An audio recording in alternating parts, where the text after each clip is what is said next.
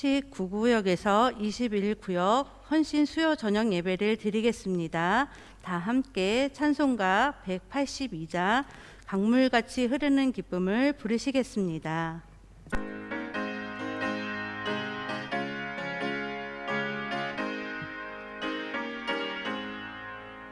강물같이 흐르는 기쁨 성령 강림하리라. 정결한 맘 영원하도록 주의 거처 되겠네. 주님 주시는 참된 평화가 내 맘속에 넘치네. 주의 말씀에 거센 풍랑도 잠잠하게 되도다. 나의 생명 소생케 되는 성령이 마시리라. 모든 의심 슬픔 사라져 주의 평강 넘치네. 주님 주시는 참된 평화가 내 맘속에 넘치네. 주의 말씀에 거센 풍랑도 잠잠하게 되도다.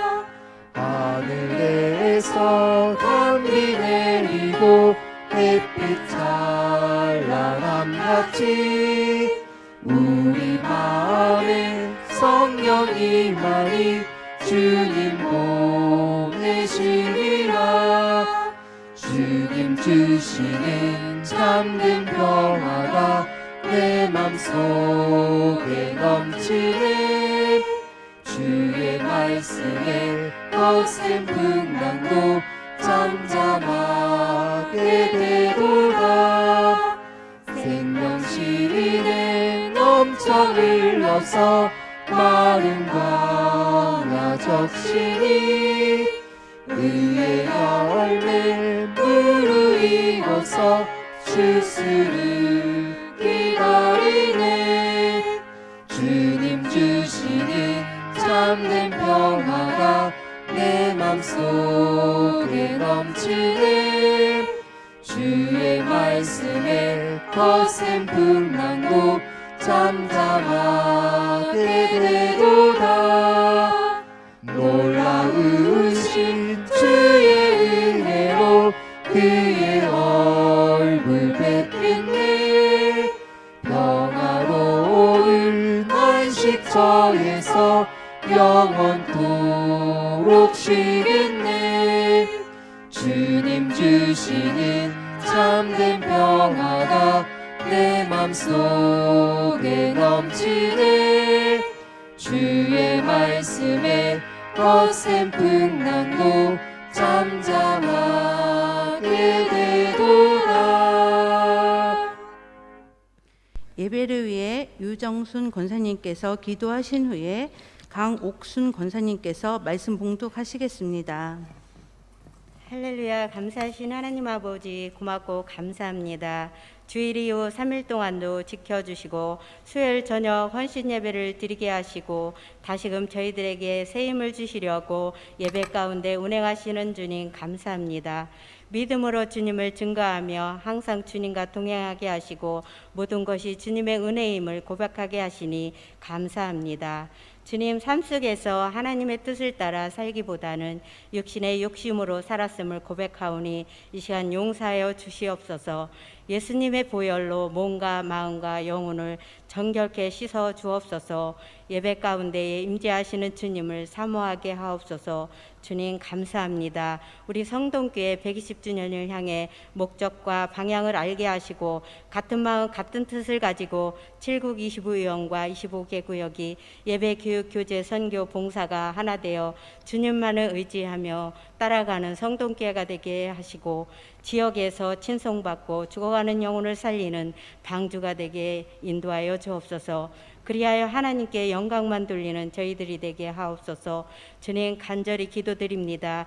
특별히 육신의 질병과 연약한 심령으로 하나님께 기도하는 성도들에게 치유와 회복이 은혜 가운데 넘치게 하옵소서. 성령님 도와주옵소서. 추석 명절을 은혜 가운데 감사 가운데 행복한 가정 되게 인도하여 주옵소서. 이 시간 구강의 담임 목사님 단위에 세워주셨으니 성령으로 선포되시는 말씀이 생명을 살리는 생수가 되게 하시고 그 물이 성소를 통하여 나옴으로 말씀하시는 하나님, 저희들은 깨달아 은혜 받고 주의 일을 하게 하옵소서. 목사님 건강과 가정과 영육이 강건하게 하시고 영적 능력으로 인도하여 주옵소서. 동역하시는 목사님, 전도사님 같은 은혜로 능력을 주옵소서. 19역부터 21구역이 특성을 드립니다. 받아 주옵소서. 사랑이 많으신 예수님의 이름으로 감사하며 간절히 기도드려 싸움나이다. 아멘.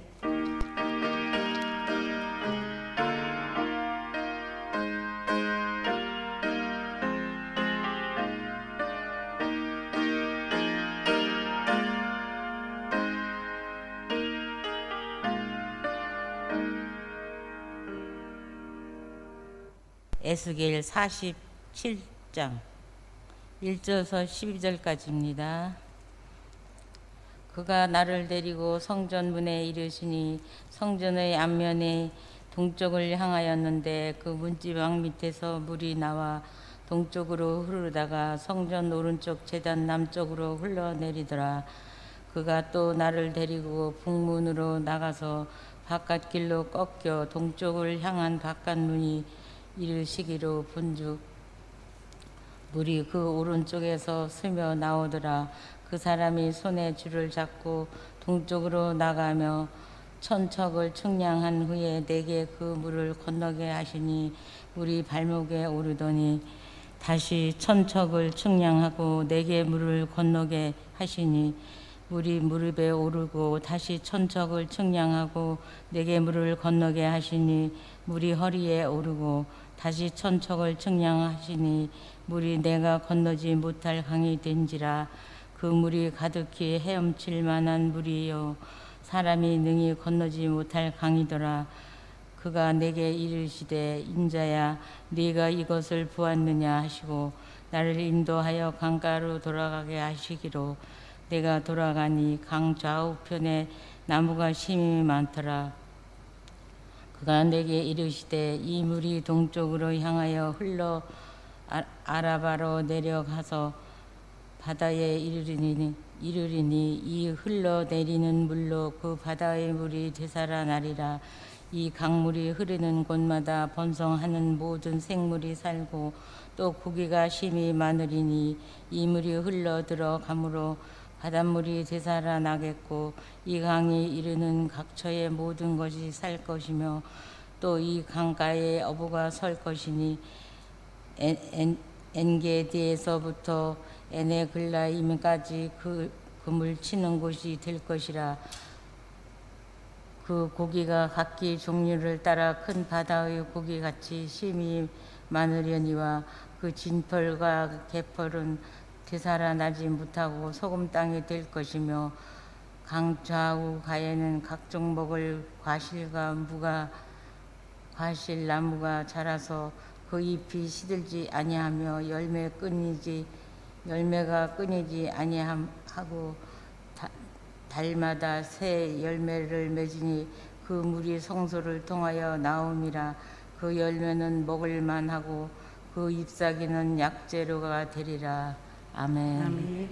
특성 후에 그 물이 성소로 통하여 나옴이라 는 말씀 제목으로 공학 담임 목사님께서 말씀을 전해 주시겠습니다. 특송 412장 내용원이 극히 깊은 데서 19구역에서 21구역까지 나오셔서 특송 드리겠습니다.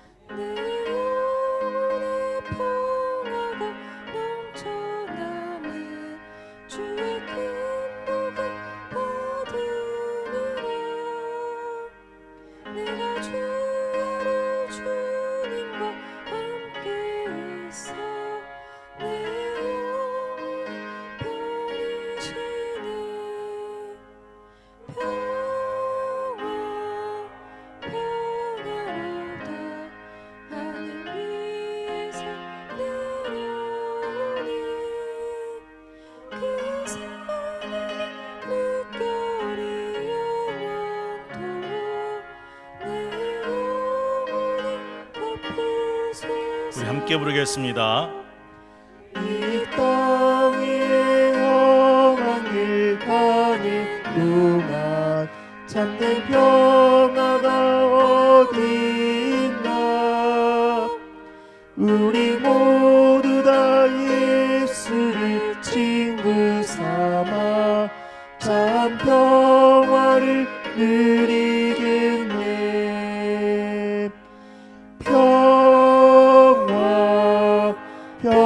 평화로다 하늘 위에서 내려오네.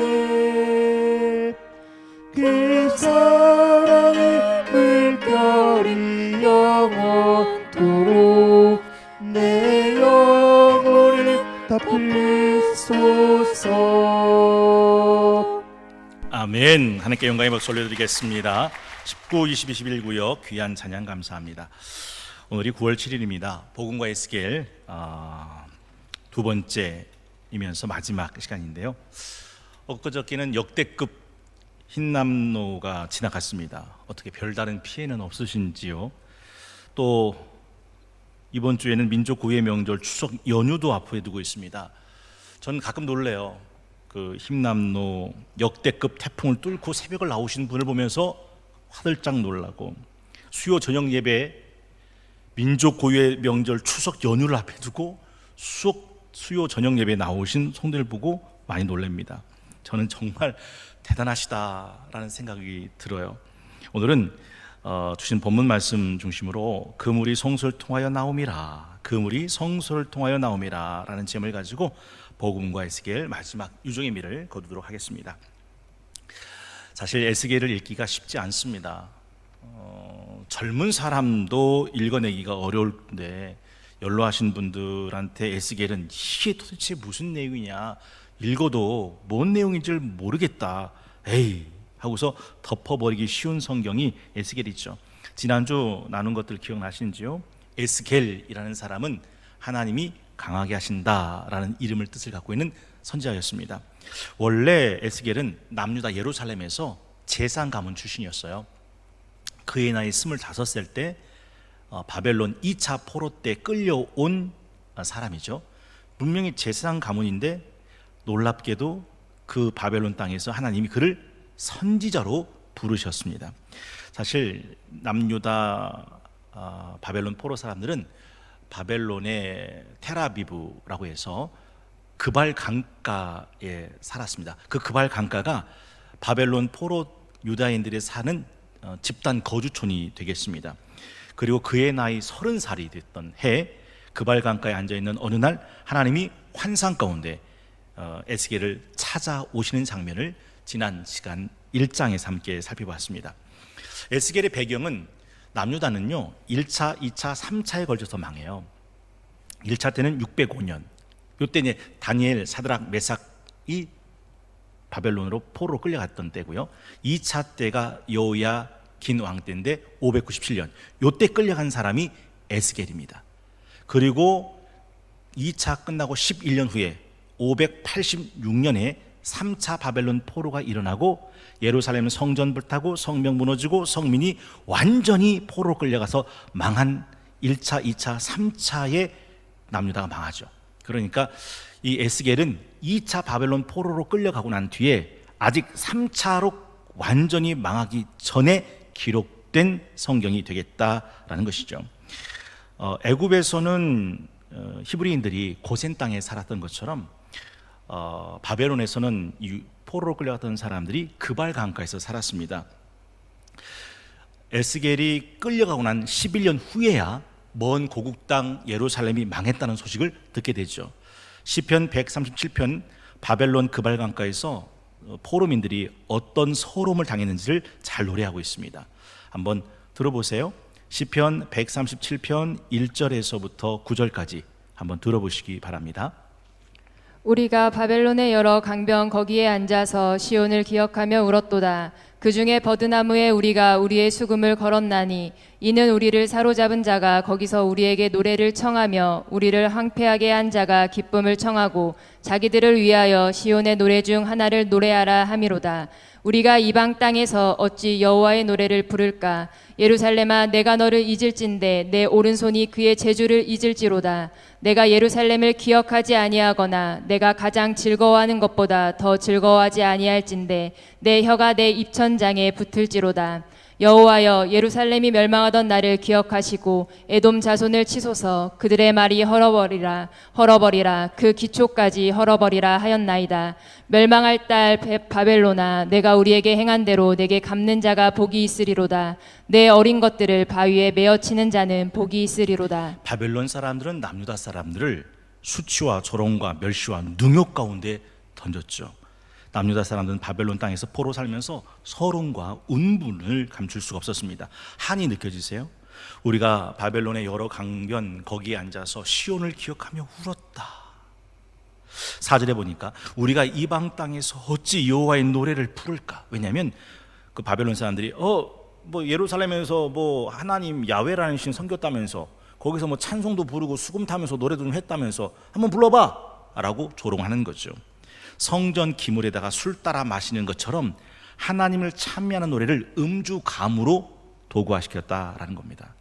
우리나라에서 좀 잘 나가는 연예인 중에 한 사람이 한복을 입고 야한 화보를 한번 찍은 적이 있어요. 한복이 얼마나 고결하고 단아한 우리 민족 고유의 의상입니까? 근데 그걸 갖고서 야시야시하게 화보를 찍은 거예요. 그리고 여론의 볼매를 맞았는데 아직도 제기를 못합니다. 한복을 더럽혔다라는 거죠. 그래서 예루살렘 사람들은, 남유다 사람들은, 포로 사람들은 차라리 음주 가물을 부르면서 하나님의 노래를 더럽히느니 내 입천장, 6절에 있는 말씀이 그거죠. 내가 예루살렘을 기억하지 아니하거나 내가 가장 즐거워하는 것보다 더 즐거워하지 아니할진대 차라리 내 혀가 내 입천장에 들러붙으면 낫겠다. 하나님을 부르는 찬양을 가지고 음주감으로 더럽힐 수가 없다라는 거죠. 서름과 울분과 서름, 한이 느껴지십니까? 이런 상황 속에서 에스겔은 메시지 전환이 일어납니다.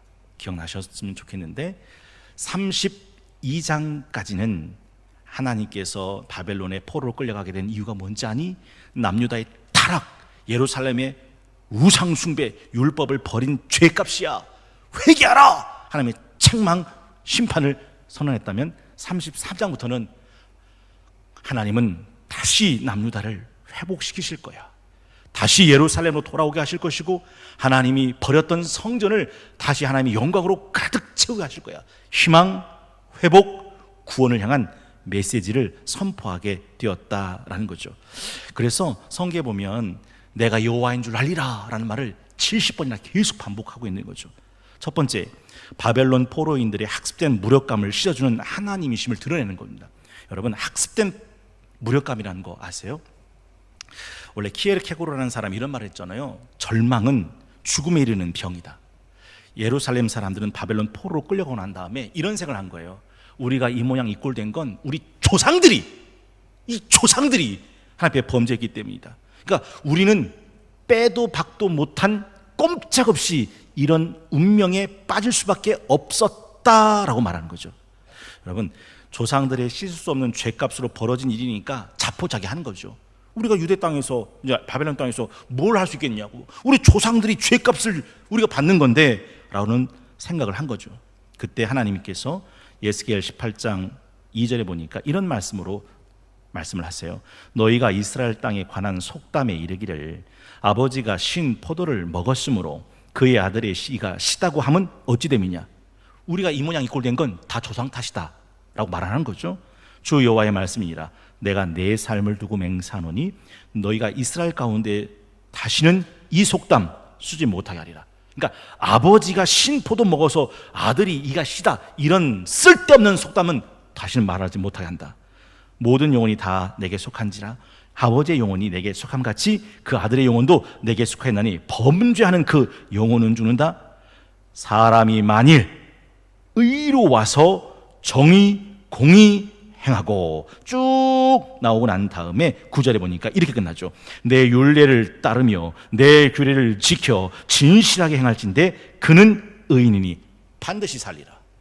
우리 아비가 신포도 먹어서 우리가 이가 시린 게 아니라 네가 제대로 하면 넌 반드시 산다라는 말씀을 하셨다는 거죠. 그러니까 가끔 가게 흐르는 저주를 끊으라 뭐 이런 설교하시는 목사님들 계시잖아요. 사실은 하나님에게서는 가게 흐르는 저주는 없는 거죠. 아비가 신포도 먹었다고 아들이 이가 시다라는 말을 하나님은 다시는 쓰지 못하게 하셨다는 거죠. 여러분, 많은 사람들이 그냥 운명에 맡겨 살아요. 베데스다 연못가 38년 된 병자가 왜 베데스다 연못가에서 주저앉아 있었습니까? 나를 들어 못에 넣어준 이가 없습니다. 아니, 나를 번쩍 들어서 넣어준 사람이 없는데 내가 어떻게 나을 수 있겠냐고요? 라는 말이었어요. 예수님은 뭐라고 말씀하셨습니까? 네가 내 자리를 두고 일어나 가라. 다른 사람이 나를 들어서 넣어주길 기다리지 말고 네가 네 자리 들고 일어나 가라 라고 말씀하셨다라는 것이죠. 기억나세요? 460장 뜻없이 무릎 꿇는 그 복종 아니요, 운명에 맡겨 사는 그 생활 아니라 우리의 믿음 치솟아 독수리 날듯 주 뜻이 이루어지이다 외치며 사나니 약한 자 힘주시고 강한 자 바르게 추한 자 정케함이 주님의 뜻이다. 해 아래 압박이 있는 곳 주 거기 계셔서 그 팔로 막아주시니 정의가 산다. 그러니까 하나님은 어떤 분이에요? 바벨론 포로민들이 아유 우리 조상들이 잘못해서 다 조상 탓이요, 우리가 이렇게 된 건 이건 팔자요 운명이요 숙명이요 이렇게 말하는 학습된 무력감, 자괴감, 패배감을 깨끗이 씻어주시는 하나님이심을 드러내고 계시다라는 것이죠. 두 번째는 하나님은 무엇보다 마음을 새롭게 하시는 하나님을 알려주고 계시다라는 겁니다. 새롭게 한다, 이건 강하게 한다는 것이고 깨끗하게 한다는 것이고 거룩하게 한다는 겁니다. 여러분 기억나세요? 에스겔을 남유다 사람들한테 보낼 때 에스겔아, 너희가 들어가서 만나야 될 사람은 얼굴이 뻔뻔한 사람들이야, 마음이 굳은 사람들이야, 패역한 족속이다. 그 사람이 어떻게 했다고? 가시 같고 찔레 같고 전갈 같은 사람이야. 그런데 너는 그들을 두려워하지 마라 라고 해요. 그런데 하나님이 그 굳은 자, 뻔뻔한 자, 패역한 자, 가시 같고 찔레 같고 전갈 같은 그 사람들의 마음을 완전히 새롭게 하시겠다고 말씀하셨어요. 그게 에스겔 11장 19절 20절 말씀이거든요. 내가 그 뻔뻔하고 마음이 굳고 패역하고 가시 같고 찔레 같고 전갈 같은 그 남유다 사람들에게 한 마음을 주어서 그 속에 새 영을 주고 그 몸에서 돌 같은 마음 제거하고 살처럼 부드러운 마음을 주어서 내 율례를 따르고 내 규례를 지켜 행하게 하리니 그들은 내 백성 되고 나는 그들의 하나님 되겠다라는 거죠. 하나님은 늘 우리에게 원하시는 것은 마음입니다. 무릇 지킬 만한 것보다 더욱 네 마음 지켜라. 여기서 생명의 근원이 난다. 너희는 이 세대를 본받지 말고 마음을 새롭게 함으로 변화받아 하나님의 선하시고 기뻐하시고 온전한 뜻 무엇인지 분별하라고 말씀하셨습니다. 혹시 율법사가 어느 계명이 가장 큰 계명입니까? 라고 묻는 물음에 예수님의 대답을 기억하시는지요? 내 마음 다하고 목숨, 힘, 뜻 다하여 주 너희 하나님을 사랑하라. 하나님을 사랑할 때 내 마음을 다하며 살아가는 것이 제일 된 계명이다 라고 말씀하셨습니다. 찬송가 9장에 보면 이런 찬양이 있죠. 3절입니다. 연약한 심령을 굳게 세워주시고 우둔한 마음을 지혜롭게 하시고 주의 뜻 받들어 참되게 살아가며 주 말씀 따라 용감하게 하소서. 주 앞에 나올 때 우리 마음 기쁘고 그 말씀 힘되어 새 희망 솟는다. 고난도 슬픔도 이기게 하시옵고 영원에 잇대어 살아가게 하소서. 하나님은 무엇보다 마음을 새롭게 하시는 하나님이심을 알려주고 계시다라는 거죠. 이제 세 번째로는 우상 숭배로 더러워지고 영광이 떠나버린 그 성전, 하나님이 하나님의 영광을 다시 돌아오게 하시는 하나님이심을 알게 하려 하셨다라는 거죠. 여러분, 남유다 예루살렘이 부패하고 타락한 원인이 뭡니까? 한마디로 말해보면 성전이 타락한 거예요. 윗물이 맑아야 아랫물이 맑다라는 말처럼 윗물이 흐려버리면 자연히 아랫물은 진흙탕이 되는 건 시간 문제죠. 빼도 박도 못합니다. 예레미야 강의 함께 나누신 분 기억하실 거예요. 예레미야 23장 11절에 보면 이런 말씀으로 예루살렘 성전의 타락을 고발하고 있습니다. 예레미야 23장 11절 여호와의 말씀이니라 선지자와 제사장이 다 사악한지라 내가 내 집에서도 그들의 악을 발견. 예레미야 23장 11절에 있는 말씀이었어요. 이게 무슨 말이냐면 제가 예레미야 강의할 때 기억나세요? 어떤 사람의 죄가 들통나면 사람들은 그 사람이 그렇지 뭐, 그 사람이 그렇지 뭐 당연하다고 반응하는 사람이 있고, 어떤 사람의 죄가 들통나면 뭐? 그 사람이 그랬다고 놀라게 되는 경우가 있거든요. 하나님의 선지자와 제사장은 죄를 짓는 사람이 아니고 하나님의 성전엔 악이 있는 곳이 아닌데 예레미야 23장 11절 여호와의 말씀이니라 선지자와 제사장이 다 사악한지라 내가 내 집에서도 그들의 악을 발견했다. 성전이 타락한 거죠. 여러분 에스겔을 보면 8장 3절에서 17절 8장이니까 한번 가보시겠어요? 이게 읽어보면 참 도움이 되는데 양은 많지요. 이게 이제 어떤 장면이냐면 하나님이 그발 강가에 앉아있는 에스겔아 자 하고 환상 중에 그를 불러서 그발 강가에 있던 에스겔을 1200km 떨어진 남유다 예루살렘의 성전 안으로 데리고 오신 겁니다.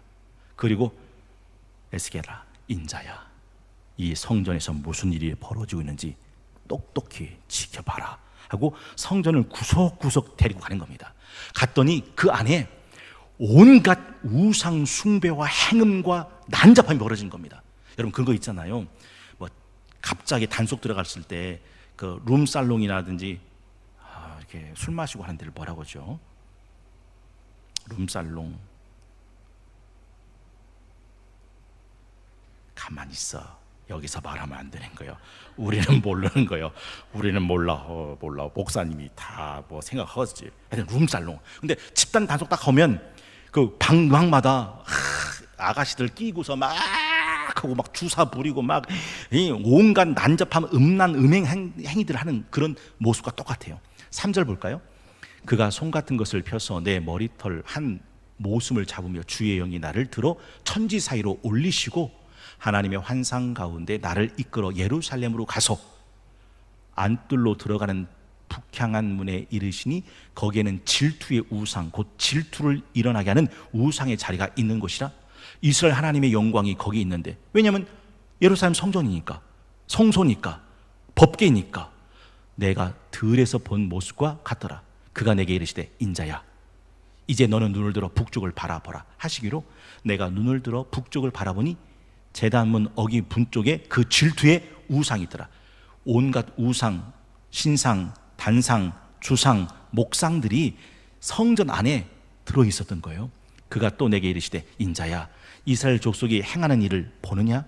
그들이 여기에서 크게 가증한 일을 행하여 나로 내 성소를 멀리 떠나게 하냐. 하나님이 그곳에 머물러 계실 수가 없었던 거예요. 그래서 하나님이 성소를 버리고 떠나십니다. 너는 다시 다른 큰 가증한 일을 보리라 하시더라. 그가 나를 이끌고 뜰 문에 이르시기로 내가 본즉 담에 구멍이 있더라. 비밀 통로입니다. 그가 내게 이르시되 인자야 너는 이 담을 헐어봐라 하시기로 내가 그 담을 허니 뭐가 있었더라? 한 문이 있더라. 여러분 그 집단 단속 가보면 비밀 문이 있어가지고서 그 은밀한 방 들어가가지고서 막 집단 난잡한 뭐 성매매 업소라든지 도박이라든지 마약 하는 그런 사람들이 속을 같이요. 또 내게 이르시되 들어가서 그들의 거기에서 행하는 가증하고 악한 일을 보라 하시기로 내가 들어가 보니 각양 곤충과 이게 애굽의 신들이거든요. 가증한 짐승과 이스라엘 족속의 모든 우상을 그 사방벽에 그렸고 이스라엘 족속의 장로 중 70명이 그 앞에 섰으며 사반의 아들 야샤냐도 그 가운데 섰고 각기 손에 향료를 들었는데 향연이 구름같이 오르더라. 하나님을 제사하는 제사장들이 지금 애굽 온갖 잡신들, 우상들, 신상들을 제사하는 그 제사를 하고 있는 거예요. 또 내게 이르시되 인자야 이스라엘 족속의 장로들이 각각 그 우상의 방 안에 어두운 가운데 행하는 거 네가 봤냐? 그들이 이르기를 여호와께서 우리를 보지 아니하시며 여호와께서 이 땅을 버리셨다 하느니라. 또 내게 이르시되 너는 다시 그들이 행하는 바 다른 큰 가증한 일을 보리라 하시더라. 그가 또 나를 데리고 여호와의 전으로 들어가는 북문에 이르기로 보니 거기에 여인들이 앉아 단무술 외어 애곡하더라. 단무술은 여신을 말합니다. 비너스를 만들어낸 이방 여신이에요. 그가 또 내게 이르시되 인자야 네가 그걸 보았냐? 너는 또 이보다 더 가증한 일을 보리라 하시더라. 그가 또 나를 데리고 여호와의 성전 안뜰에 들어가시니라. 보라 여호와의 성전문 곧 현관과 제단 사이에 약 25명이 여호와의 성전을 등지고 낯을 얼굴을 동쪽으로 향하여, 동쪽 누구한테 예배했대요? 태양에게. 여호와 하나님이 아니라 태양신에게 예배하고 있는 겁니다. 또 내게 이르시되 인자야 네가 보았냐? 유다 족속이 여기에서 행한 가증한 일을 적다고 말하겠냐? 그들이 그 땅을 폭행으로 채우고 또다시 내 노염을 일으키며 심지어 나뭇가지를 그 코에 두었느니라. 그 다음에 뭐라고 되어 있냐면 그러므로 나도 분노로 갚아 불쌍히 여기지 아니하며 긍휼을 베풀지도 아니하리니 그들이 큰 소리로 내 귀에 부르짖을지라도 나는 듣지 않을 거야 라고 말하면서 9장 10장이 계속 그 성전 안에서 일어나는 가증한 행음과 우상 숭배, 아주 난잡한 행위를 고발하고 있는 거죠. 그리고 10장 표제구에 보니까 뭐라고 되어 있습니까? 여호와의 영광이 성전을 떠나시다 라고 되어 있다라는 것이죠. 여호와의 영광이 성전을 떠나시다. 결국 하나님의 영광은 그 성전에 머무를 수가 없었습니다.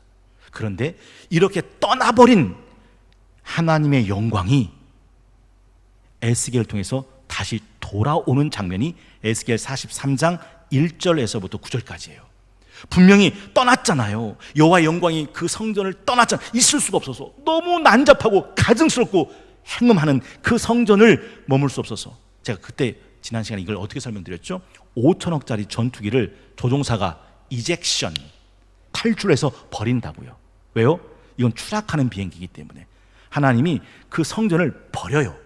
그런데 떠났던 하나님의 영광이 에스겔 43장 1절부터 9절에 보면 다시 찾아오는 장면이 나옵니다. 한번 들어보세요. 에스겔 43장 1절에서부터 9절입니다. 그 후에 그가 나를 데리고 문에 이르니 곧 동쪽을 향한 문이라. 이스라엘 하나님의 영광이 동쪽에서부터 오는데 하나님의 음성이 많은 물소리 같고 땅은 그 영광으로 말미암아 빛나니 그 모양이 내가 본 환상 곧 전에 성읍을 멸하러 올 때에 보던 환상 같고 그발 강가에서 보던 환상과도 같기로 내가 곧 얼굴을 땅에 대고 엎드렸더니 여호와의 영광이 동문을 통하여 성전으로 들어가고 영이 나를 들어 데리고 안뜰에 들어가시기로 내가 보니 여호와의 영광이 성전에 가득하더라. 성전에서 내게 하는 말을 내가 듣고 있을 때에 어떤 사람이 내 곁에 서 있더라. 그가 내게 이르시되 인자야 이는 내 보좌의 처소 내 발을 두는 처소 내가 이스라엘 족속 가운데에 영원히 있을 곳이라. 이스라엘 족속 곧 그들과 그들의 왕들이 음행하며 그 죽은 왕들의 시체로 다시는 내 거룩한 이름을 더럽히지 아니하리라. 그들이 그 문지방을 내 문지방 곁에 두며 그 문설주를 내 문설주 곁에 두어서 그들과 나 사이에 겨우 한 담이 막히게 하였고 또 그 행하는 가증한 일로 내 거룩한 이름을 더럽혔으므로 내가 노하여 멸망시켰거니와 이제는 그들이 그 음란과 그 왕들의 시체를 내게서 멀리 제거하여 버려야 할 것이라. 그리하면 내가 그들 가운데에 영원히 살리라. 떠나갔던 하나님의 영광이 다시 성전 동문을 향해서 들어오고 내가 보니 여호와의 영광이 성전에 5절 말씀이에요. 가득하더라. 7절에 보니까 그가 내게 이르시되 인자야 이는 내 보좌의 초소다. 내 발을 두는 초소야. 내가 이스라엘 족속 가운데 영원히 있을 곳이다 라고 말씀하셨다는 거죠. 우상 숭배로 더러워졌고 하나님의 영광이 떠나갔던 그 성전에 하나님의 영광이 다시 돌아오게 하시는 하나님이심을 에스겔을 통해서 말씀해주고 있다라는 거죠. 네 번째는 하나님의 성전의 회복과 영광의 절정이 바로 오늘 본문에 나오는 에스겔 성소에서 솟아나는 생수의 강물에 대한 이야기입니다. 여러분, 시작은 성소에서부터 시작되죠. 그리고 일천척 흘렀더니 발목에, 일천척 흘렀더니 무릎에, 일천척 흘렀더니 허리에, 일천척 흘렀더니 가슴에, 또 온몸에 잠기게 되는 점진적인 차오름을 말씀하고 있습니다. 신앙은요 이렇게 자라가는 거거든요. 우리가 토요 갈빈 기독교 강의 때 늘 하는 말씀 있죠. 믿는 믿음과 아는 지식에서 하나를 이루고 그리스도의 장성한 믿음의 분량에 이르도록 자라가라라는 말씀이죠. 예수님은 그 키와 지혜가 자라가시며 하나님과 사람들 앞에서 더욱 사랑스러워 가시더라. 그리고 에스겔 성소에서 흘러나온 강물이 흘러가는 곳곳마다 죽은 바다는 다시 살아나는 어장이 되었고, 그 강 좌우가의 나무는 잎사귀는 치료제가 되고 열매는 먹을 만한 양식이 되었다라는 거죠. 사실 이 폐허가 된 남유다 예루살렘의 이 회복은 창조, 하나님께서 창세기를 통해서 말씀하신 창조의 원형에 대한 회복입니다. 기억나세요? 창세기 2장 7절에 보면 여호와 하나님이 땅의 흙으로 사람을 지으시고 생기를 그 코에 불어넣으시니 사람이 생명이 된지라. 그리고 하나님이 동방에 에덴을 창설하시고 그 지으신 사람을 거기에 두시니라. 10절에 보면 이렇게 되어 있어요. 강이 에덴에서 흘러나와 동산을 적시고 거기서부터 갈라져 내 근원이 되었으니 첫째 이름은 비손이라. 금이는 하윌라 온 땅을 둘렀고 그 땅의 금은 순금이고 그곳은 베들리암과 호마나도 있으며 둘째 강 이름은 기온이라. 구스 온 땅을 둘렀고 셋째 강의 이름은 핫데겔이라. 아수로 동쪽으로 흘렀으며 넷째 강은 유브라드라. 바로 이 강물이 흐르면서 에덴 동산의 부염과 풍성함을 만들었던 창조 원형의 회복이 에스겔 성전의 성소에서 솟아나는 강물이 이루는 모습이었다는 거죠. 그리고 또한 이것은 마지막 계시록의 삶의 실체의 예표가 되죠.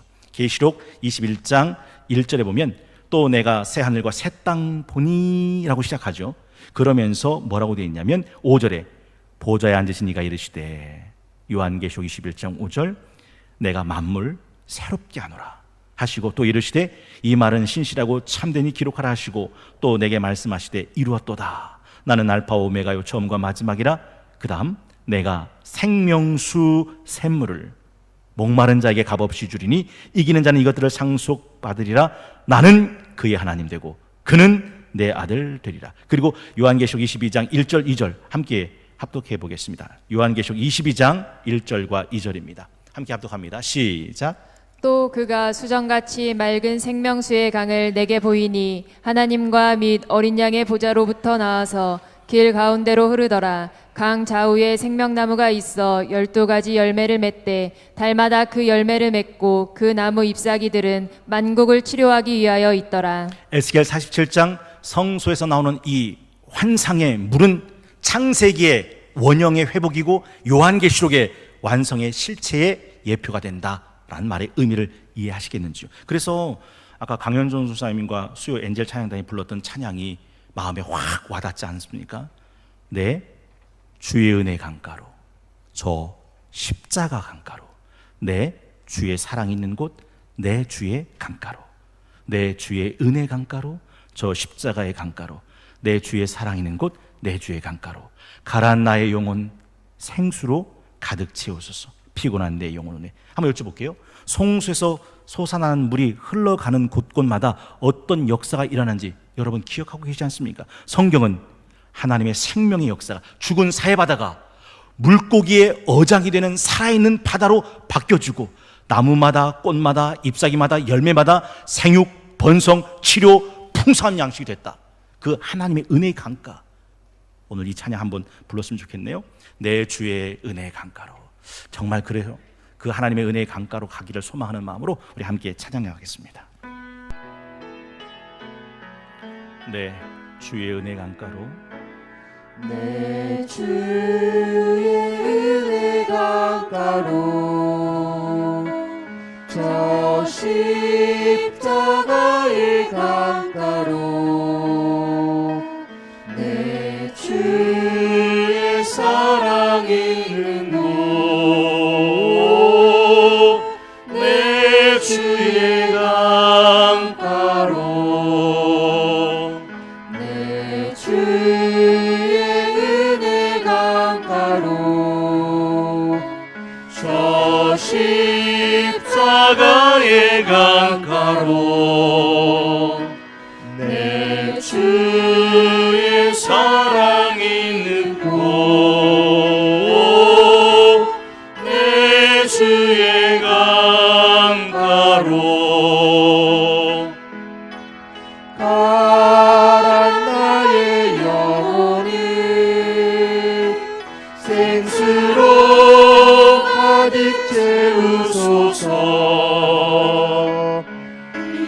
피곤한 내 영혼이 영원히에 내 주의 은혜 강가로 저 십자가의 강가로 내 주의 사랑 있는 곳 내 주의 강가로.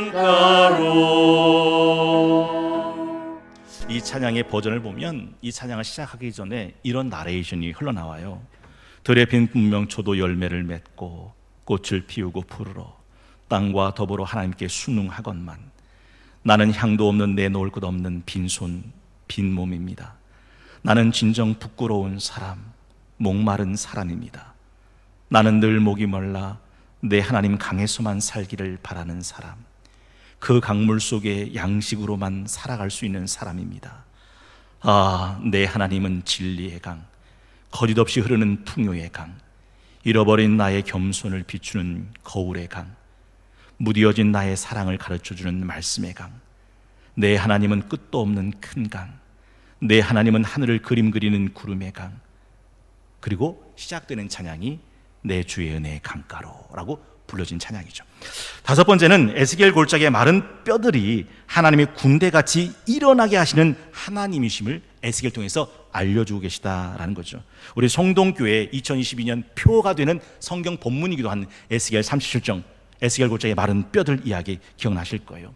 분명히 인자야 보이느냐? 그 에스겔 골짜기의 마른 뼈들이 나뒹굴고 있었습니다. 하나님은 물으시죠. 이 뼈들이 살겠냐? 에스겔은 대답합니다. 하나님이 하십니다. 하나님 뭐라고 말씀하세요? 인자야 이 뼈들에게 대언하여 말하라. 뼈들아 여호와의 말씀을 들을지어다 하니 이 뼈 저 뼈가 들어맞고 힘줄이 오르고 살이 오르고 가죽이 덮이니 사방에서 생기의 바람아 불어와 들어가 살아나라 하시니 일어서니 지극히 큰 하나님의 군대같이 되더라 하는 말씀. 보세요. 소망이 없는 남유다 사람들, 이미 끝난 남유다 역사. 근데 하나님은 에스겔 골짜기의 마른 뼈를 군대같이 일으키시는 것처럼 남유다를 일으키시고 예루살렘 성전을 다시 새롭게 회복하신다라는 이 소망의 메시지를 주시더라는 거죠. 결국 이 말씀은 예수 그리스도의 부활을 통해서 확증됐죠. 고린도전서 15장 12절부터 22절에 보면 예수 그리스도의 부활에 대한 설명이 나옵니다. 사람이 죽고 난 다음 다시 살 수 없다고 생각하느냐라고 하는 이 말씀부터 한번 들어보세요. 고린도전서 15장 12절에서부터 22절 말씀입니다. 에스겔 골짜기의 마른 뼈를 살리신 하나님이 죽은 예수 그리스도의 몸을 살리시면서 그 부활, 잠자는 자들의 첫 열매로 삼으시는 장면입니다. 들어보시겠어요? 그리스도께서 죽은 자 가운데서 다시 살아나셨다 전파되었거늘 너희 중에서 어떤 사람들은 어찌하여 죽은 자 가운데서 부활이 없다 하느냐? 만일 죽은 자의 부활이 없으면 그리스도도 다시 살아나지 못하셨으리라. 그리스도께서 만일 다시 살아나지 못하셨으면 우리가 전파하는 것도 헛것이요 또 너희 믿음도 헛것이며 또 우리가 하나님의 거짓 증인으로 발견되리니 우리가 하나님이 그리스도를 다시 살리셨다고 증언하였음이라. 만일 죽은 자가 다시 살아나는 일이 없으면 하나님이 그리스도를 다시 살리지 아니하셨으리라. 만일 죽은 자가 다시 살아나는 일이 없으면 그리스도도 다시 살아나신 일이 없었을 터이요 그리스도께서 다시 살아나신 일이 없으면 너희의 믿음도 헛되고 너희가 여전히 죄 가운데 있을 것이요 또한 그리스도 안에서 잠자는 자도 망하였으리니 만일 그리스도 안에서 우리가 바라는 것이 다만 이 세상의 삶뿐이면 모든 사람 가운데 우리가 더욱 불쌍한 자이리라. 그러나 이제 그리스도께서 죽은 자 가운데서 다시 살아나사 잠자는 자들의 첫 열매가 되셨도다. 사망이 한 사람으로 말미암았으니 죽은 자의 부활도 한 사람으로 말미암는도다. 아담 안에서 모든 사람이 죽은 것 같이 그리스도 안에서 모든 사람이 삶을 얻으리라. 그리스도 안에서 모든 사람이 삶을 얻는다. 우리 성동교회 주일 예배에 부르는 임예송 기억나세요? 여호와의 유월절이에요. 혹시 그 가사가 어떻게 시작되는지도 기억하세요? 지극히 높은 주님의 나 지성소 들어갑니다.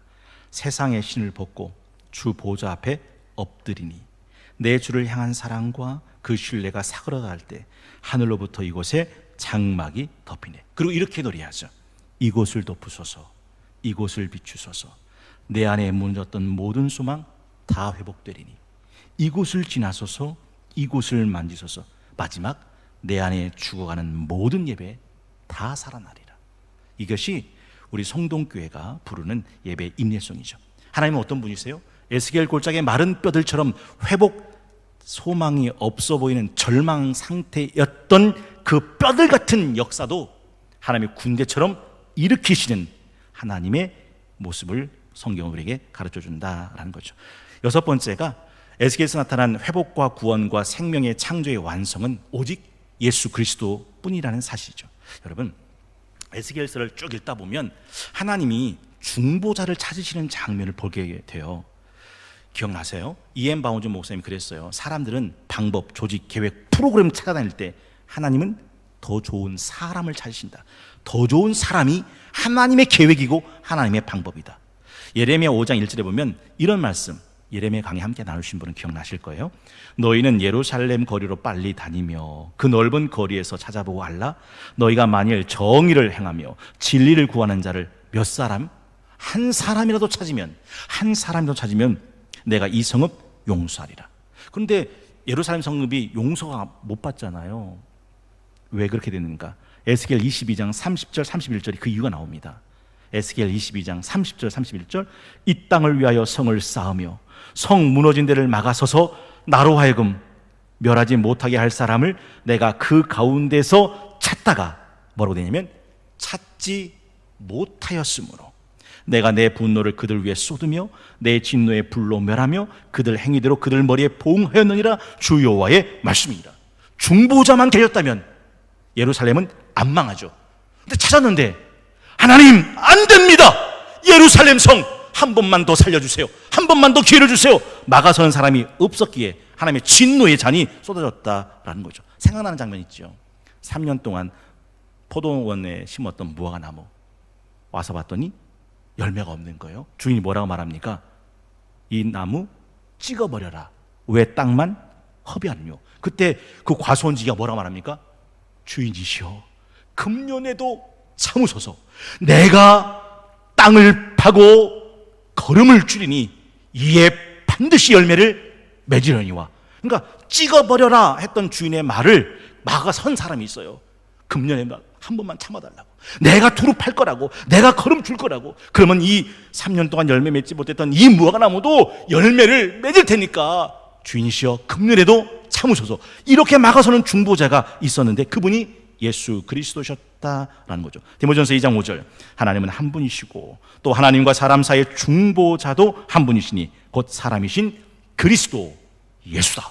그러니까 예수 그리스도의 중보자 되심이 우리가 이 엉터리 같은 우리가 망하지 않고 오늘도 살 수 있는 이유가 된다라는 거죠. 또한 선한 목자를 보내시는 하나님에 대한 이야기도 나와요. 34장 23절 24절에 보면 내가 한 목자를 그들 위에 세워 먹이게 하리니 그는 내 종 다윗이다. 그가 그들을 먹이고 그들의 목자가 될지라. 나 여호와는 그들의 하나님 되고 내 종 다윗은 그들 중에 왕이 되리라. 나 여호와의 말이니라. 내가 또 그들과 화평의 언약을 맺고 악한 짐승을 그 땅에서 그치게 하리니 그들이 빈들의 평안히 거하며 숲을 가운데 잘지라. 내가 그들에게 복을 내리고 내 산 사방에 복을 내리며 때를 따라 소낙비를 내리되 복된 소낙비를 내리리라. 그리한즉 밭의 나무가 열매를 맺으며 땅에 그 소산을 내리니 그들이 그 땅에서 평안할지라. 내가 그들의 멍에 나무를 꺾고 그들을 종으로 삼은 자의 손에서 그들을 건져낸 후에 내가 여호와인 줄을 그들이 알겠고 라고 말씀을 하고 계시죠. 여러분, 다윗의 자손으로서 목자로 오신 분이 누굽니까? 예수 그리스도. 마태복음 1장 1절 아브라함과 다윗 자손 예수 그리스도의 계보라.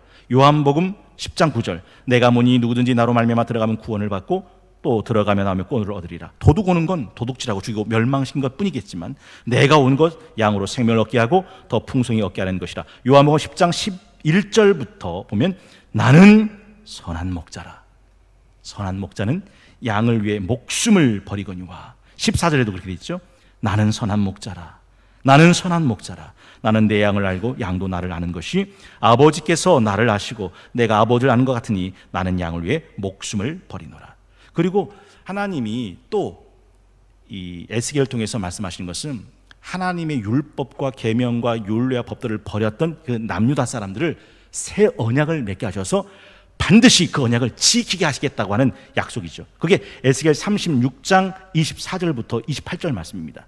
이거 한번 들어보시겠습니다. 에스겔 36장 24절에서 28절입니다. 내가 너희를 여러 나라 가운데에서 인도하여 내고 여러 민족 가운데에서 모아 데리고 고국 땅에 들어가서 맑은 물을 너희에게 뿌려서 너희로 정결하게 하되 곧 너희 모든 더러운 것에서와 모든 우상 숭배에서 너희를 정결하게 할 것이며 또 새 영을 너희 속에 두고 새 마음을 너희에게 주되 너희 육신에서 굳은 마음을 제거하고 부드러운 마음을 줄 것이며 또 내 영을 너희 속에 두어 너희로 내 율례를 행하게 하리니 너희가 내 규례를 지켜 행할지라. 내가 너희 조상들에게 준 땅에서 너희가 거주하면서 내 백성이 되고 나는 너희 하나님이 되리라. 여러분, 남유다가 망한 이유 예레미야 강의 기억하시죠? 우상 숭배뿐 아니라 하나님의 규례와 율례와 법도와 계명을 버렸고 하나님의 말씀을 예언하지 않고 바알을 예언했기 때문에 망했거든요. 근데 인간에게는 하나님의 말씀을 율례를 지켜 행할 능력이 없는 거예요. 근데 하나님 뭐라고 말씀하세요? 아니야, 내가 네 마음에다가 새 영을 줄 건데 부드러운 물을 부어서 네 마음을 부드럽게 만들 거야. 그렇게 되면 너는 하나님의 규례와 율례와 법도를 지켜 행하게 될 거야. 그래서 너는 내 백성 되고 나는 네 하나님이 될 거야 라는 말씀이에요. 사실 사람이 하나님의 규례와 율례와 법도와 계명을 지켜 행할 수 있습니까? 없어요. 그런데 이게 가능하게 되게 한 이유가 있습니다. 그게 로마서 8장 1절에서 4절 말씀이에요. 그러므로 이제 그리스도 예수 안에 있는 자에겐 결단코 정죄함이 없다. 이는 그리스도 예수 안에 있는 생명의 성령의 법이, 예수 안에 있는 생명의 성령의 법이 죄와 사망의 법에서를 해방했다. 율법이 육신으로 말미암아 연약하여 할 수 없는 그거, 율법이 육신으로 말미암아 연약해서 할 수 없는 그거, 하나님은 하시나니 곧 죄로 말미암아 자기 아들을 죄에 있는 육신의 모양으로 보내어 육신의 죄를 정하사, 여러분의 심장에서 피를 끄는 빛을 그거 보시겠습니까? 육신을 따르지 않고 그 영을 따라 행하는 우리에게 율법의 요구가 마침내 이루어지게 하려 하심이라. 그러니까 우리는 율법을 요구를 이룰 수 없었는데 예수 그리스도께서 우리와 같은 몸을 입으시고 우리가 이룰 수 없는 율법의 요구를 이루신 거죠. 기억나시죠? 테테 로스타이, 내가 다 이루었다. 그래서 예수 그리스도를 믿는 모든 사람들에겐 율법의 요구가 성취됐다라는 거죠. 이 엄청난 은혜가 예수 그리스도 통해서 우리에게 주어진 은혜죠. 또한 두 개의 지팡이가 하나 되게 하신 하나님이죠. 기억나세요? 에스겔아, 두 개의 막대기 갖고 와. 하나는 요셉, 하나는 유다라고 써. 그리고 네 손에서 하나 만들어라. 에스겔 37장 15절. 여호와의 말씀이 또 내게 임하여 이르시되 인자야, 너는 막대기 하나 가져다가 그 위에 유다와 그 짝 이스라엘 자손을 쓰고 다른 막대기 하나를 가져다가 그 위에 에브라임의 막대기 곧 요셉과 그 짝 이스라엘 온 족속을 쓰고 그 막대기들을 서로 합하여 하나가 되게 하라. 네 손에서 둘이 하나 되리라. 번뜩 쓰는 거, 예수 그리스도의 십자가 안에서 하나님과 불화했던 모든 세상이 하나 되는 화평의 역사하여죠. 그래서 골로새서 1장 20절에 그의 십자가의 피로 화평을 이루사 만물 곧 땅에 있는 것들이나 하늘에 있는 것들이 그로 말미암아 자기와 화목하게 되기를 기뻐하십니다. 보세요. 하나님과 화목할 수 있는 인간의 피조물, 하나님의 피조물은 없어요. 다 타락했기 때문에. 그런데 예수 그리스도의 십자가의 피로 하나님과 불화했던 모든 자연 만물들이 화목하게 됐죠. 그게 에베소 2장 12절에서부터 18절까지 말씀이기도 합니다. 에베소 2장 12절에서 18절, 제가 좀 빠르게 읽어드릴 텐데 한번 스크린으로 눈을 따라와 보세요. 에베소서 2장 12절에서 18절. 그때 너희는 그리스도 밖에 있었고 이스라엘 나라 바깥의 사람이라. 약속의 언약들에 대한 외인이고 세상에서 소망이 없고 하나님도 없는 자더니 이젠 전에 멀리 있던 너희가 그리스도 예수 안에서 그리스도의 피로 가까워졌느니라.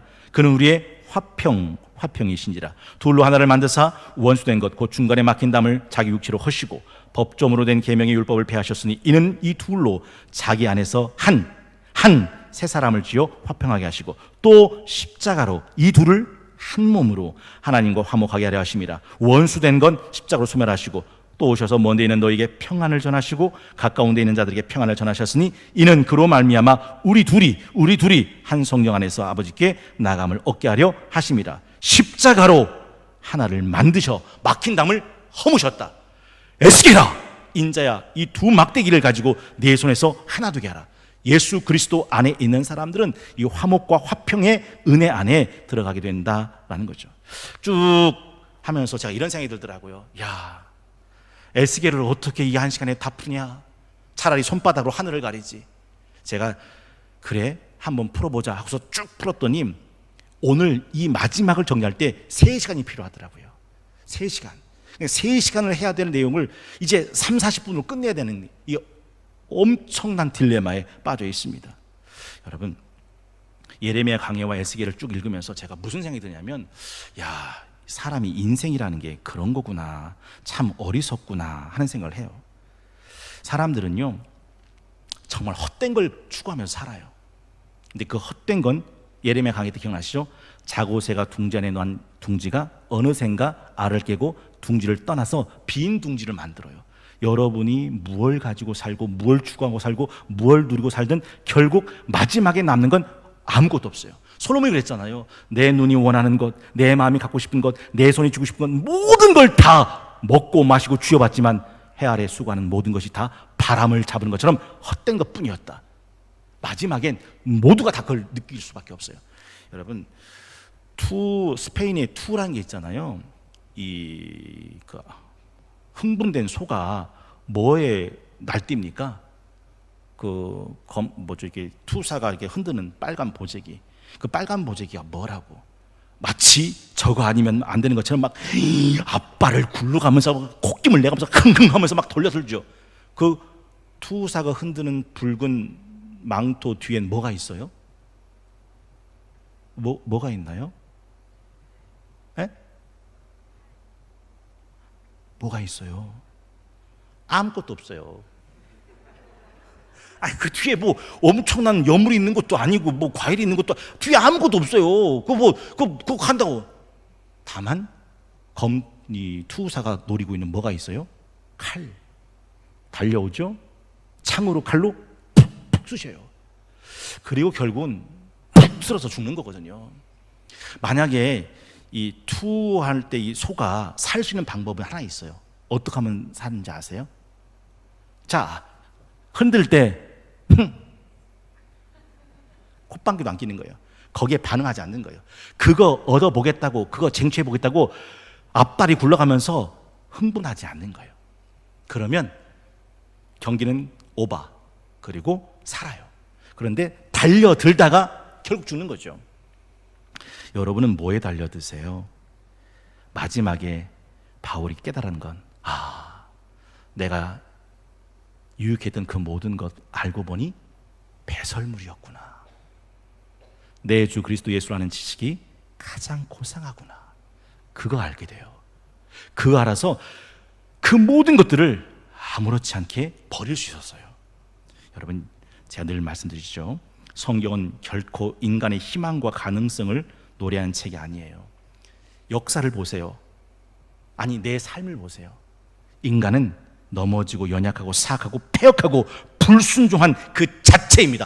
전적 타락, 부패, 오염, 악취나는 구역질나는 인생입니다. 인간에겐 소망 없어요. 그 소망 없는 인간을 위해서 이 땅에 오신 예수 그리스도, 그분에게만 소망이 있다라는 거죠. 그래서 성경을 기록한 목적이 뭐죠? 그 예수 그리스도가 하나님의 아들 그리스도임을 믿고 그 이름을 힘입어 생명을 얻게 하기 위함이다. 에스겔서가 기록한 목적이 뭐죠? 다 끝나갔던 그 이스라엘 남유다의 역사 속에서 하나님이 다시 회복시키시겠다고 하는 이 소망의 메시지를 선포하시면서, 그러니 다시 돌아와 하나님의 영광과 임재 가운데 살아라. 성소에서 흘러나온 샘물이 흘러가는 곳곳마다 어떤 생명의 역사와 치유의 역사와 회복의 역사가 일어나는지 알고 그 성소를 사모하고 거룩하게 지켜가라라는 말씀이었다라는 거죠. 9월 7일 복음과 에스겔 두 번째 마지막 시간, 그물이 성소를 통하여 나옵니다. 결국 예수 그리스도가 중보자이시고요, 예수 그리스도가 선한 목자이시고, 예수 그리스도가 하나 만드는 지팡이고, 예수 그리스도가 성전에 가득한 하나님의 영광이고, 예수 그리스도가 에스겔 골짜기의 마른 뼈를 살렸던 말씀이시고, 예수 그리스도가 생기시고 성소에서 흘러나오는 물이셨다라는 거예요. 여러분, 마태, 마가, 누가, 요한 사복음서를 읽어보십시오. 예수님을 만난 모든 인생들마다 다 살아났잖아요. 수가성 여인, 인생의 목마른 여인이 예수님께서 뭐라고 말씀하셨어요? 네가 주는 물을 마시는 자마다 다시 목마르리거니와 내가 주는 물을 마시는 자는 속에서 영원히 솟아나는 생수가 된다라는 말씀도 하셨습니다. 12의 혈루증을 걸렸던 여인이 사방팔방 의원들에게 손을 내밀었지만 고치지 못해요. 더 악화됩니다. 그런데 내가 저의 옷자락에 손만 대어도 내 몸의 병이 나을까 함이라 손을 잡았더니 예수의 몸에서 능력이 나가 12의 혈루증 걸렸던 여인의 몸이 깨끗이 근원부터 말랐더라 라는 말씀을 우리는 기억하고 있더라라는 거죠. 베데스다 연못가에 또 38년 된 환자도 마찬가지예요. 베데스다 연못은 어떤 곳입니까? 천사가 와서 동하면 어떤 병을 가졌던 환자라도 들어가기만 하면 낫는 연못이에요. 근데 그 연못에서 고침받고 있지 못해요. 누구한테 고침받아요? 예수 그리스도. 예수님은 진짜 살아있는 베데스다 연못이셨다라는 거죠. 세례 요한이 아무래도 안 되겠어. 그 나사렛 예수한테 가서 물어라. 정말 당신이 우리가 기다리던 그분이 맞으시는지 아니면 우리가 다른 분을 기다려야 되는지 가서 물어라. 그때 예수님이 하신 대답이 누가복음 7장 22절에 보니까 이렇게 되어 있어요. 예수께서 대답하여 이르시되 너희가 가서 보고 들은 거 요한에게 말해줘라. 맹인은 본다. 못 걷는 사람은 걸어. 나변 황자는 깨끗함을 받아. 귀먹은 사람은 들어. 죽은 자는 살아나고 있어. 가난한 자에게 복음은 전파된다라. 에스겔 성소에서 흘러나오는 물이 들어가는 곳곳마다 어떤 생명의 역사가 일어나는지 오늘 본문과 예수 그리스도를 만난 인생이 어떤 치유와 회복을 만났는지 일맥상통하고 있다는 것이 느껴지세요? 여러분, 제가 왜 예배가 살아야 교회가 삽니다, 구역이 살아야 교회가 삽니다, 새벽이 살아야 교회가 삽니다, 가족이 살아야, 분위기가 살아야 교회가 삽니다 라고 외치는지 아세요? 도대체 교회가 살면 무슨 일이 일어나는데? 교회가 살면 그 교회에 다니는 모든 영혼들이 살아나요. 마치 성소에서 흘러나오는 모든 물로 말미암아 모든 땅, 모든 강, 모든 고기, 모든 나무, 모든 생명들이 되살아났던 것처럼 교회가 살면 그 교회에 몸담고 있는 모든 영혼들, 가정들, 인생들이 살아나게 된다라는 거죠. 왠지 아세요? 하나님은 이 생명의 역사를 교회를 통해서 하시기를 원하세요. 교회가 이 시대의 마지막 보루고 하나님의 소망입니다. 여러분, 복음과 에스겔을 준비하면서 정말 이걸 이렇게밖에 못 풀고 있는 제 자신이 너무 한심스럽다고요. 어떻게 이 엄청난 말씀을 요 모양 요 꼴밖에 못 푸는가. 제게 조금만 시간을 더 주신다면 제가 이걸 더 한번 풀어보고 싶은데나 마음이 간절한데 마음속으로 아서라. 한 가지는 마지막으로 말씀드리고 싶어요. 하나님은 모든 걸 회복시키실 거예요. 모든 걸. 근데 잊지 마세요. 회복하기를 원하는 사람에게 하나님이 하신 처음이자 마지막 말씀, 유일한 말씀 하나가 뭔지 아세요? 그걸 위해서 기도해라. 읽어볼까요? 에스겔 36장 33절에 보면 주 여호와께서 이와 같이 말씀하셨느니라. 내가 너희를 모든 죄악에서 정결하게 하는 날에 성읍들에 사람이 거주하게 하며 황폐한 것 건축되게 할 것인즉 전에는 지나가는 자의 눈에 황폐하게 보이던 그 황폐한 땅 장차 경작될지라. 사람이 이르기를 이 땅이 황폐하더니 이젠 에덴 동산같이 튀었고 황량하고 적막하고 무너진 성읍들의 성벽과 주민이 있다 하리니 너희 사방에 남은 이방 사람이 나 여호와가 무너진 곳을 건축하며 황폐한 자리에 심은 줄 알리라. 나 여호와가 말하였으니 이루리라. 주 여호와께서 이같이 말씀하셨느니라. 그래도 이스라엘 족속이 이같이 자기들에게 이루어 주기를 내게 구해야 할지니라. 하나님이 다 하신대요. 다만 그걸 위해서 구해래요. 너희가 얻지 못하면 구하지 아니하며 구하여도 받지 못하면 정욕으로 쓰려고 잘못 구함이라. 여러분, 우리 성동교회가 이런 교회가 되기를 원하십니까? 이걸 할 수 있는 분은 오직 한 분, 하나님밖에 안 계세요. 그런데 하나님이 언제 그 일을 하신다고요? 이걸 위해 기도하는 기도가 있을 때. 그래서 제가 외치고 있는 거예요. 제발 리더들이여 새벽에 나와서 기도하자고. 왜요? 하나님은 그 기도를 들으시고 하나님이 하실 일을 하시니까. When we pray, God works. 하나님이 언제 일하신대요? 기도할 때 하나님은 일하신다고 말씀하셨습니다. 결국 구하는 자에게 주시는 거예요. 결국 찾는 자가 얻는 거예요. 결국 두드리는 자에게 열려지게 된다라는 말씀이죠. 저는 오늘 이 말씀을 생각하면서 우리 성동교회가 이런 교회가 되면 참 좋겠다는 마음으로 526장 찬송 함께 부르시고 말씀을 마치겠습니다. 526장 찬송입니다.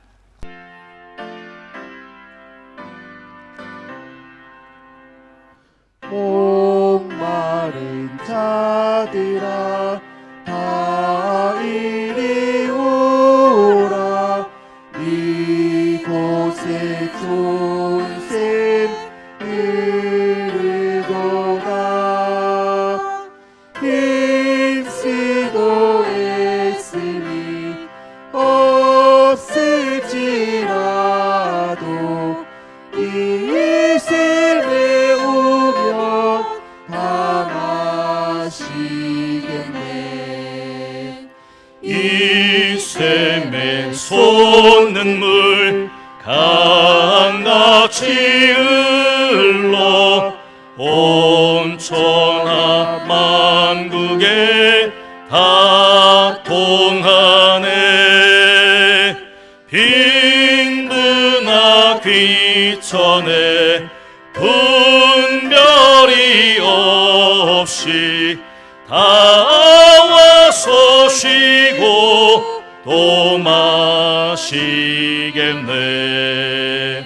생명수 샘물을 마신 자마다 목 다시 마르지